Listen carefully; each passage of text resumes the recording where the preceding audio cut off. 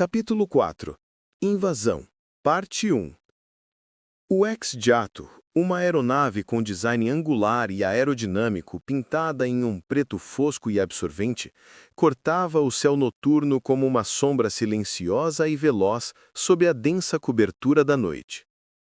Dentro da cabine de comando, o professor Charles Xavier havia traçado minuciosamente o curso de voo mais rápido e otimizado para a provável localização de seu colega e amigo, Dr. Hank McCoy, Fera, uma base militar subterrânea e de alta segurança da Agência de Controle de Mutantes, ACM, escondida em uma área remota e acidentada do nordeste do país.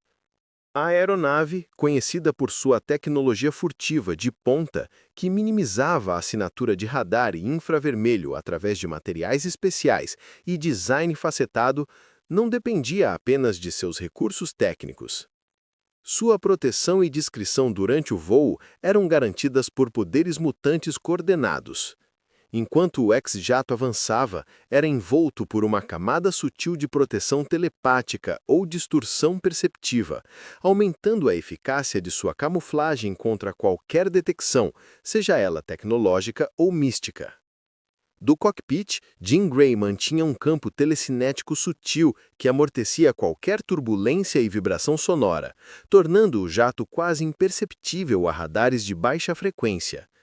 Acima, Tempestade, Ororo Monroe, não poupava esforços. Ela havia invocado uma tempestade de granizo e névoa pesada, transformando o céu numa cortina natural de caos que cegava qualquer observação visual ou por satélite. O clima era uma extensão da sua vontade, uma força protetora e caótica. Jean, mantenha o campo de camuflagem estável. Instrui o Ciclope pelo comunicador interno.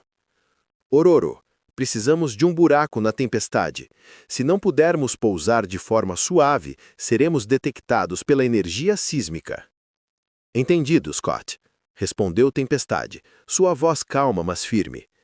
A deusa do vento abrirá uma passagem, mas será estreita. Não percam tempo. O X-Jato desceu rompendo a espessa cortina de chuva e granizo.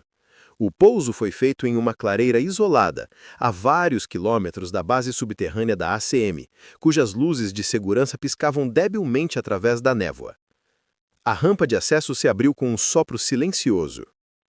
3 silhuetas desceram para a terra molhada: Wolverine, Gambit e Vampira.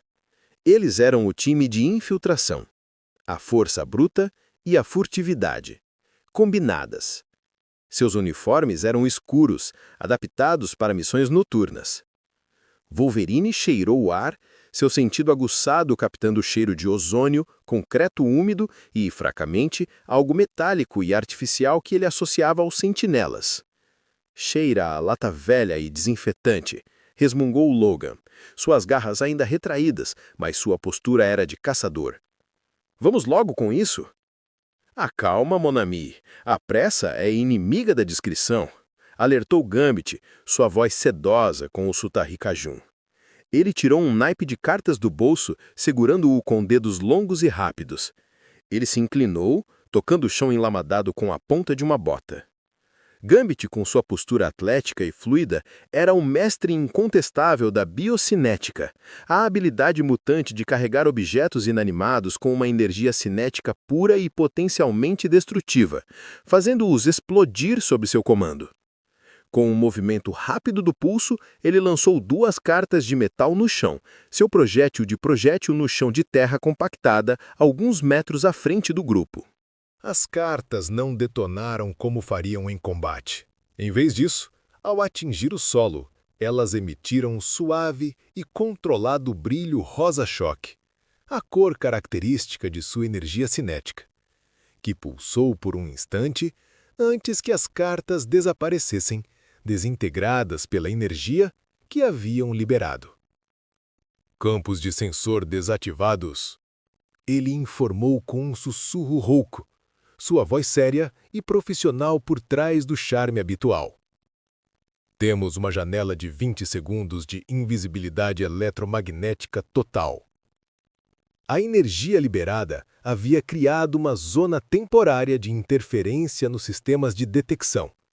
Vampira, a próxima a agir, avançou, ostentando a força e a invulnerabilidade que havia absorvido de outro mutante momentos antes. Ela colocou sua mão enluvada na cerca de arame farpado que delimitava o perímetro externo da base militar. O metal frio e áspero do arame farpado mal resistiu. Com um rangido abafado de aço sendo dobrado sob pressão, ela abriu uma grande brecha na cerca, dobrando o metal rígido como se fosse papel de seda, criando uma passagem fácil para o resto da equipe. Vamos por aqui. Gambit, você fica com os sensores, eu cuido das fechaduras. Instruiu Vampira, assumindo o papel de vanguarda com sua força bruta. Eles começaram a se mover rapidamente para a entrada de ventilação que Jean havia detectado psiquicamente como o ponto mais fraco. A infiltração levou-os para os corredores frios e utilitários dos níveis de serviço da base. O chão era de concreto pintado e a iluminação fluorescente era áspera e impessoal. O silêncio era quebrado apenas pelo zumbido distante de máquinas pesadas. O primeiro confronto foi inevitável. Virando um canto, eles se depararam com uma patrulha de 4 agentes da ACM, todos usando armaduras leves e carregando fuzis de contenção. "Mutantes! Fogo!" gritou um dos agentes. Vampira avançou primeiro. Ela se esquivou agilmente dos primeiros disparos de contenção, cuja energia era projetada para paralisar mutantes. Ela acertou um agente com um soco lateral, e o homem foi arremessado contra a parede, sua armadura amassando com um som metálico oco. "Você vai ter que se esforçar mais do que isso, Honey!" Ela provocou rindo com o prazer da luta. Gambit não perdeu tempo. Ele lançou uma barragem de cartas carregadas. As cartas explodiram ao contato com o piso e as paredes, criando flashes de luz rosa e ondas de choque que desorientaram os agentes restantes, dando à vampira a chance de subjugá-los. "O que você está esperando, Monfré? Uma carta marcada?" zombou Gambit, jogando uma carta explosiva que selou a porta atrás deles com metal derretido. Wolverine, entretanto, não participou do confronto direto. Ele se moveu separadamente, como o professor havia instruído. Ele se esgueirou por um duto de ventilação próximo, usando seu faro apurado para rastrear a assinatura de Hank McCoy. Ele sabia que o confronto nos corredores era uma distração. Sua missão era encontrar Fera, e ele não se importava em deixar os outros lidarem com a faxina. "O cheiro do Hank está forte por aqui, e tem um cheiro novo, de metal grande e energia suja. É aquela máquina do Trask." Ele sibilou para si mesmo, rastejando mais fundo nos níveis inferiores. A alegria da vitória do primeiro confronto foi breve. Gambit e Vampira continuaram avançando, seguindo o mapa mental de Jean, que os guiava para o centro da prisão. Mas a ACM não era ingênua. Eles esperavam uma invasão. Gambit estava no centro de um corredor de junção, manipulando os painéis de controle para anular as câmeras, quando ouviu o som de botas táticas correndo em ambas as direções. "Estamos cercados, Cherry.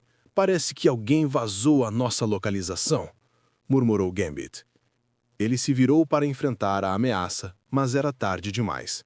Uma equipe de resposta rápida, liderada pelo próprio agente Gyrich, emergiu de uma porta lateral. Eles estavam equipados com armas de contenção aprimoradas, dispositivos maiores e mais poderosos do que os usados no Fera. "O ladrão mutante. Entregue-se, Remy LeBeau. Seus truques não funcionarão aqui", Gyrich ordenou. Gambit sorriu com um toque de seu charme habitual, mesmo sob pressão. "Você não me conhece, mon ami. Eu sempre guardo um as na manga." Em um movimento de desespero e tática, ele lançou o baralho inteiro de cartas de uma só vez, espalhando os projéteis em um amplo círculo de fogo biocinético rosa-choque ao redor do seu alvo.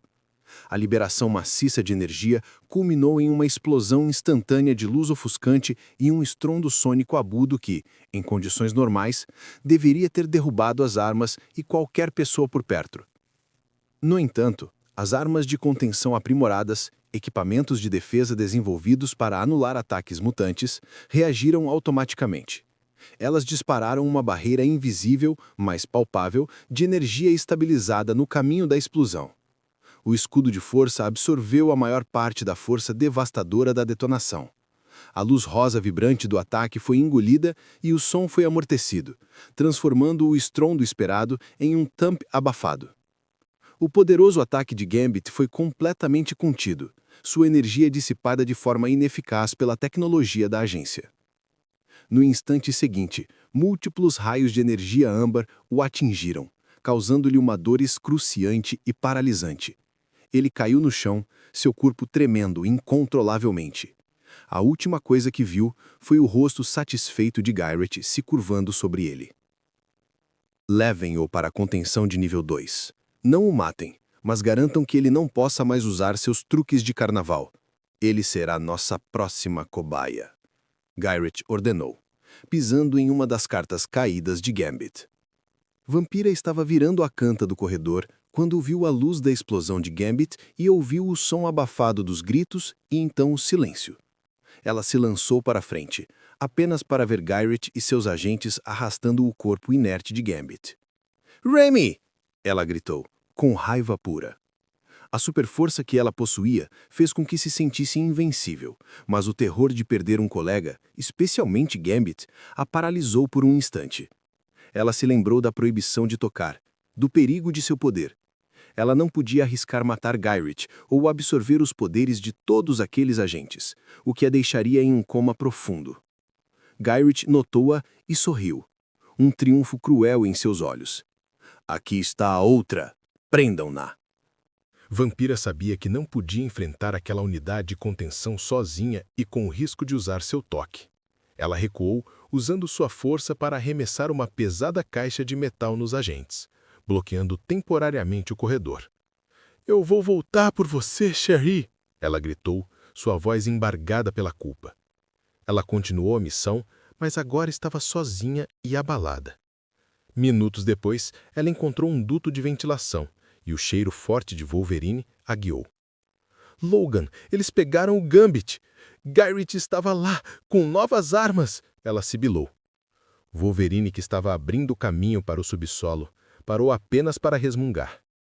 "Eu sei, senti o cheiro de merda se espalhando. Não temos tempo para choramingar. Se você não consegue lutar, saia do caminho. Eu vou resgatar o Hank. Você fica de olho no Gambit e se prepare, o bicho vai pegar lá embaixo." Logan desceu por uma abertura. Vampira observou-o ir, a determinação e a dor em conflito.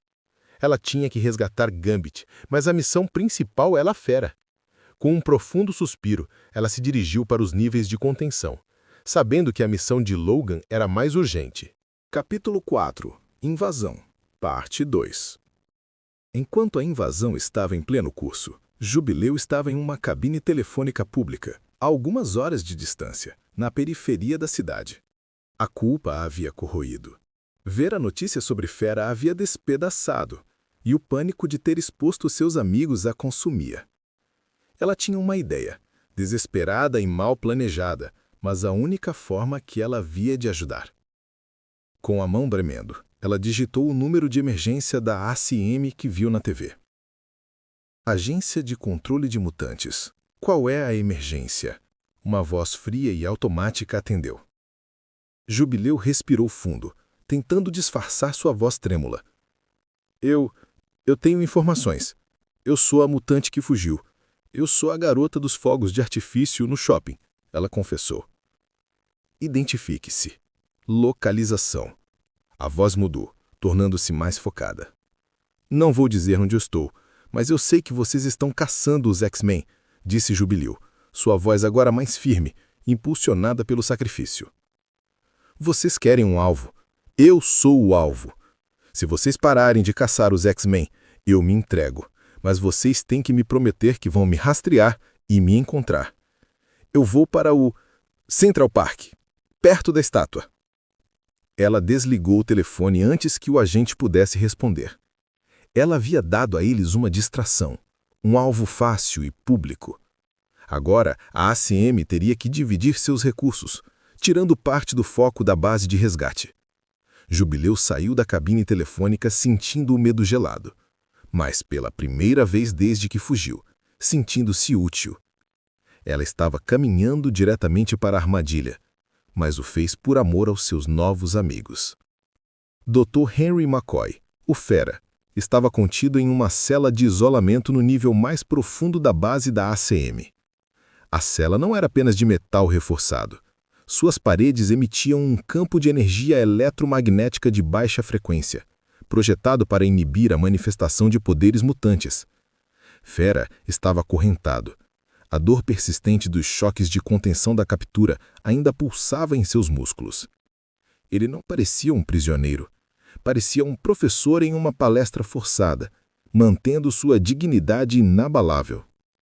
Diante da cela, observando-o através do vidro blindado, estavam o agente Gil Rich e o Dr. Bolivar Trask. Seu comportamento é fascinante, Dr. McCoy, comentou Trask, ajustando os óculos e segurando uma prancheta.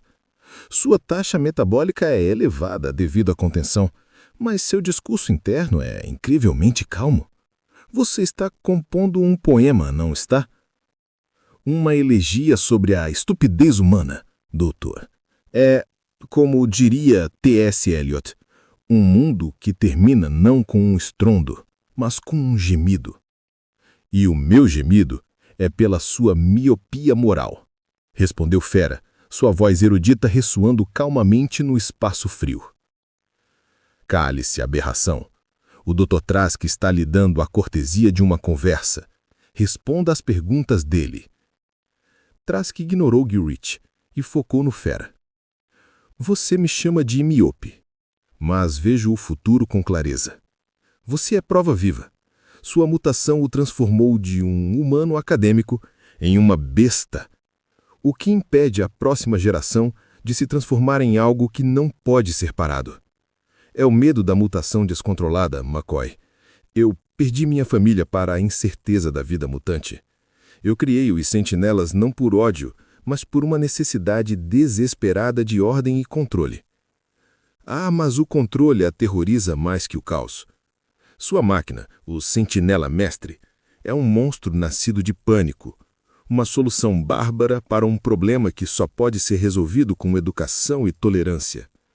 Você não está me contendo, está contendo a si mesmo. Onde estão os dados? Onde está a prova de que nossa existência exige a sua extinção? O diálogo era uma batalha de filosofias, onde Fera tentava semear a dúvida na mente de Trask, mas a convicção do cientista, alimentada pela tragédia pessoal, era profunda. Longe dos argumentos filosóficos, Wolverine finalmente conseguiu abrir o alçapão do duto de ventilação, caindo silenciosamente no chão de um corredor de serviço a um nível abaixo da cela de Fera. Seu faro o guiava. O cheiro de Fera estava muito forte agora, misturado com o cheiro de ozônio e a assinatura metálica da ACM. Ele rastejou em direção a uma grande parede que parecia ser a parte traseira de um hangar. Uma pequena janela de observação camuflada na parede permitiu que ele vislumbrasse o que havia dentro. O ar parou em seus pulmões. A visão era de uma escala assustadora. No hangar, sob luzes de serviço intensas, erguia-se a silhueta maciça do Sentinela Mestre. Era ainda mais colossal do que o professor Xavier havia detectado. Uma fortaleza ambulante de metal e circuitos, com canhões e propulsores integrados, parecendo uma deusa da guerra mecânica. A máquina irradiava uma energia passiva, mas imensamente poderosa, que parecia engolir a luz. Meu Deus! Sibilou Wolverine, que raramente demonstrava surpresa ou medo. A máquina era o ápice da caça antimutante. Ele percebeu que a missão de resgate havia se transformado em uma corrida contra o apocalipse.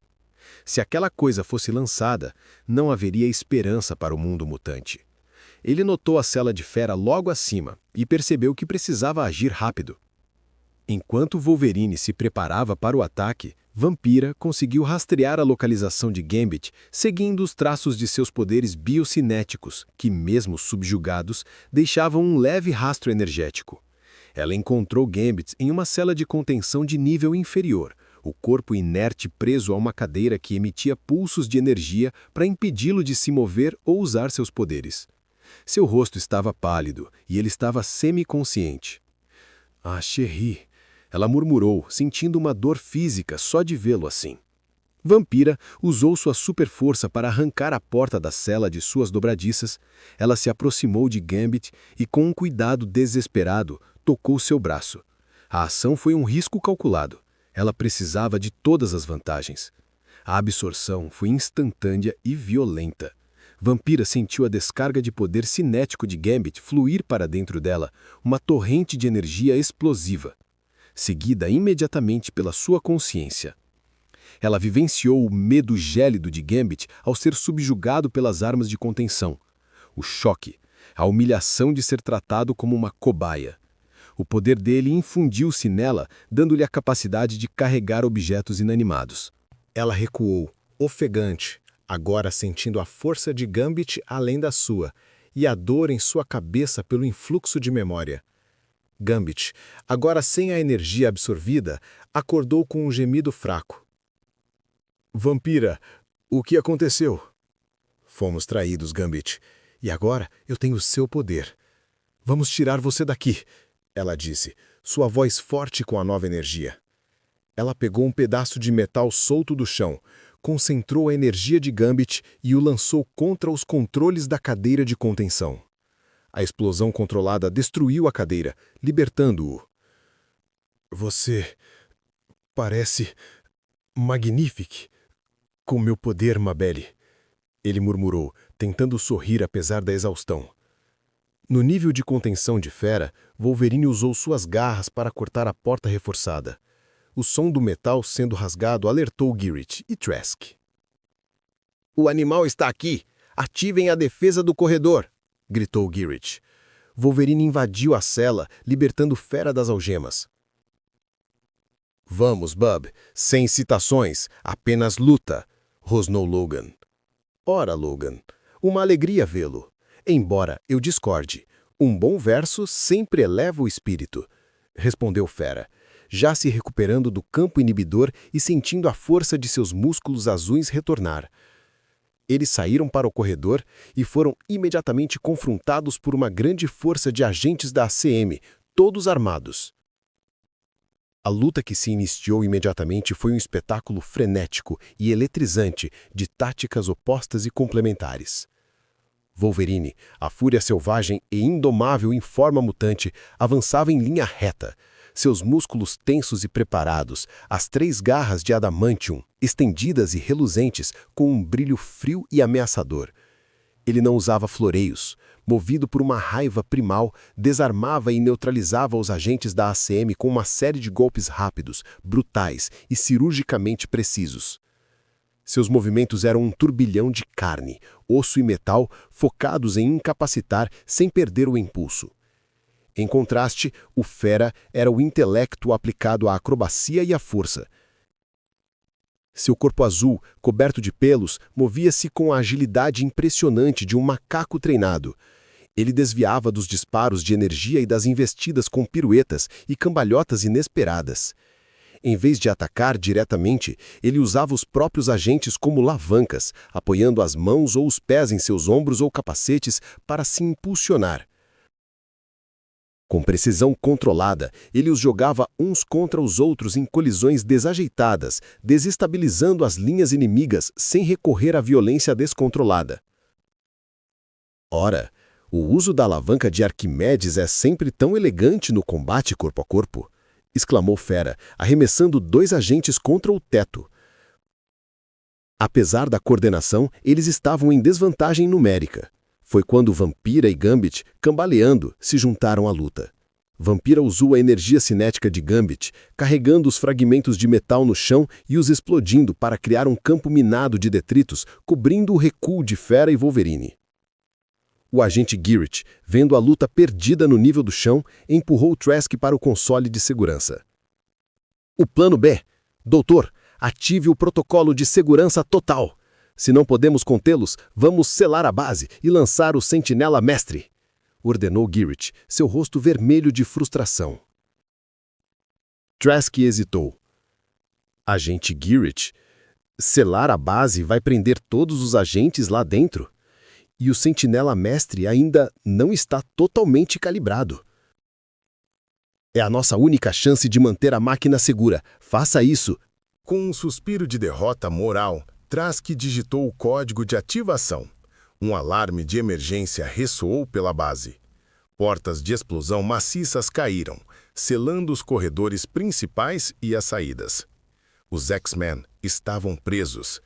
A voz robótica do sistema de emergência anunciou: protocolo de contenção máxima ativado.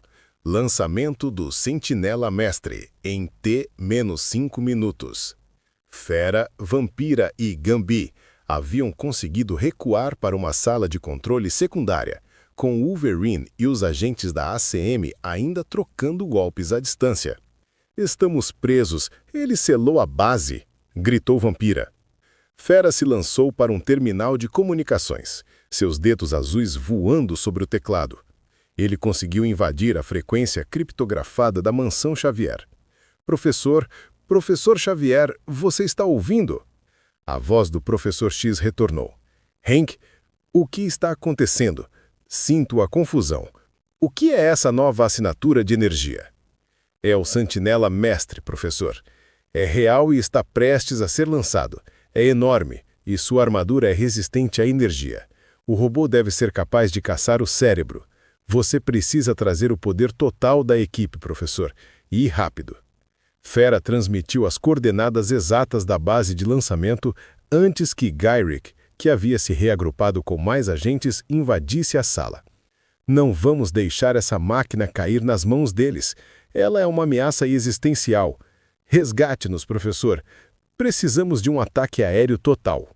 Implorou Fera antes que os agentes explodissem o terminal com um disparo. A comunicação foi cortada. Fera e o restante da equipe estavam agora encurralados, com um Sentinela Mestre prestes a emergir. O resgate se transformava em uma missão de sobrevivência e destruição.